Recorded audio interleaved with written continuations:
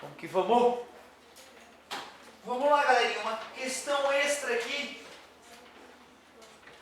Falava o seguinte: a carga armazenada no capacitor do circuito é. Então, questão perfeita para a gente começar a revisar a matéria de capacitores. A sigla é EMS, não sei se é Universidade Estadual do Mato Grosso do Sul, né, talvez. A carga armazenada no capacitor é, e ele escreveu que o circuitinho era um capacitor de 5, olha, eu acredito que seja um nano aquilo, 5 nanofarad, alimentado por uma bateria de 9 volts, mais um resistor de 2 ohms. Tu vê, né, cara? Isso aí é uma questão que o cara tem que estar muito ligado para poder entender, se a gente não fez já um exemplo muito parecido. A gente tem que entender o seguinte, ó, quando o capacitor estava descarregado e conectamos ele no circuito, cargas elétricas começaram a fluir.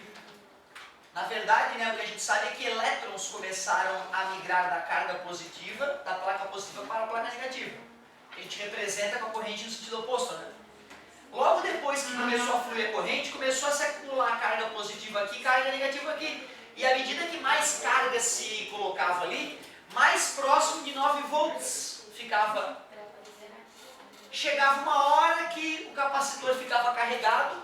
No momento em que o capacitor estava carregado, ele recebe 9 volts e a corrente cai a zero.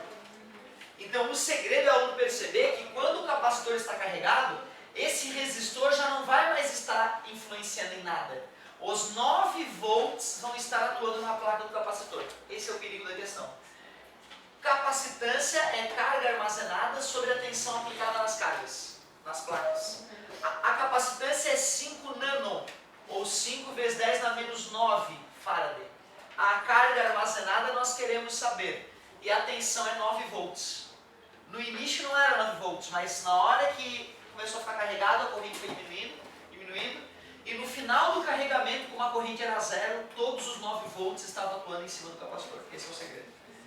Passa multiplicando, 5 vezes 9, 45 vezes 10 na menos 9 coulomb, ou 45 nanocoulomb.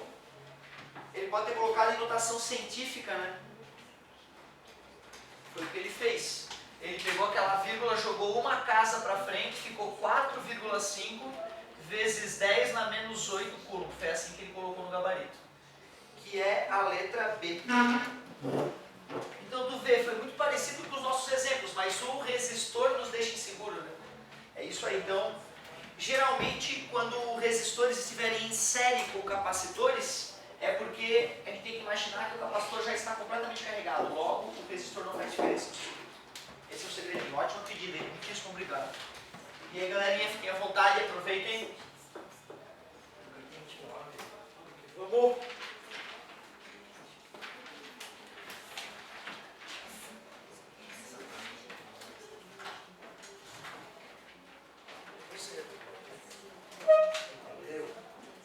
Olha lá, meus queridos. Lista 15, página 16. Lista 15, página 16. Questão 89, dizia o seguinte: em uma região de campo elétrico uniforme de intensidade 1000 newton por coulomb, então campo elétrico uniforme de 1000 newtons por coulomb, uma carga Q igual a 2 vezes 10 na menos 4 coulomb é levada de um ponto A, onde V do ponto A 300 volts, para um ponto B, onde V do ponto B é 200 volts. O trabalho realizado pela força elétrica,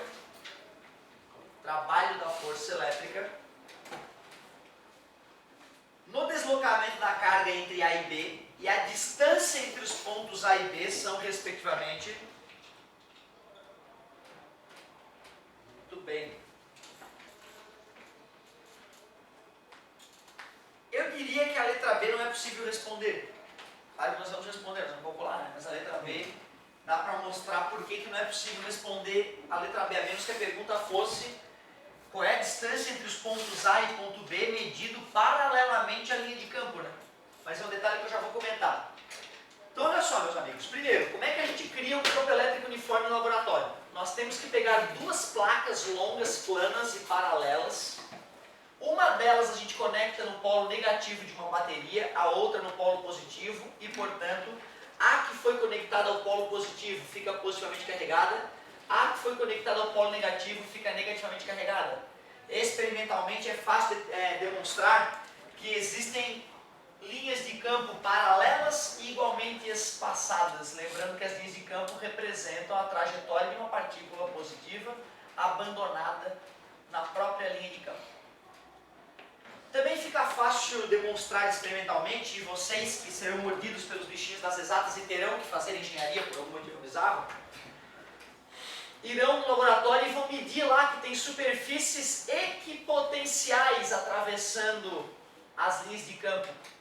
As superfícies equipotenciais são sempre perpendiculares às linhas de campo. Vocês veriam, por exemplo, que aqui pode ter 10 volts, aqui pode ser 0 volts, aqui pode ser menos 10 volts, ali poderia ser menos 20 volts. Superfícies equipotenciais. Mas de acordo com o enunciado desse exercício, tu vê, ó, o ponto A era 300 volts, poderia ser esse aqui o ponto A, ó, então não é 10, é 300 volts. E eu peguei uma carguinha de 2 vezes 10 a menos 4 coulombs e levei ela até um ponto B. E esse ponto B, por exemplo, estava numa superfície equipotencial de 200 volts. Esse é o ponto B. Ele quer saber quanta energia a força elétrica gastou para fazer aquele deslocamento. Tu vê, né? A gente mostrou que potencial elétrico era a energia potencial elétrica por unidade de carga. Só que essa ideia de potencial elétrico ela pode ser trabalhada mais refinadamente. A diferença de potencial elétrico entre o ponto A e o ponto B é o trabalho da força elétrica para carregar a partícula de A até B, dividido pelo valor da própria partícula. Isto é a definição de potencial elétrico. Quer dizer que se eles nos pedirem para calcular o trabalho da força elétrica, muito mais fácil é usar essa definição do que usar a ideia de que trabalho é força vezes deslocamento vezes o cosseno do ângulo. Não que não desse para fazer, mas vai dar muito mais trabalho. Então, eu vou usar essa definição, está dividindo, passa multiplicando. O trabalho da força elétrica para carregar uma partícula do ponto A ao ponto B é a diferença de potencial entre os pontos A e B, multiplicado pelo valor da própria carga. E o que é VAB? VAB, pessoal, é outra definição, é o V do ponto A menos o V do ponto B. Isto é uma diferença de potencial. É pegar o potencial de um ponto e subtrair o potencial do outro. Como ele me falou que o V do ponto A é 300 e o V do ponto B é 200, eu sei que o VAB vale 100 volts. Trabalho da força elétrica para carregar a partícula de A até B é o VAB, que é 100, vezes o valor da carga. E qual era a carga que foi deslocada? 2 vezes 10 na menos 4. O trabalho da força elétrica para ir de A até B é 10 na 2 vezes 10 na menos 4, 10 na menos 2 joules. Esse é o trabalho da força elétrica. Ou, se nós preferirmos, o trabalho da força elétrica é 0,02 joules. Só que ele ainda, além disso, ele pediu a distância entre o ponto A e o ponto B. Eu só poderia afirmar categoricamente que a distância entre o ponto A e o ponto B é um tal valor se o ponto A e o ponto B estivessem sobre uma mesma linha de campo.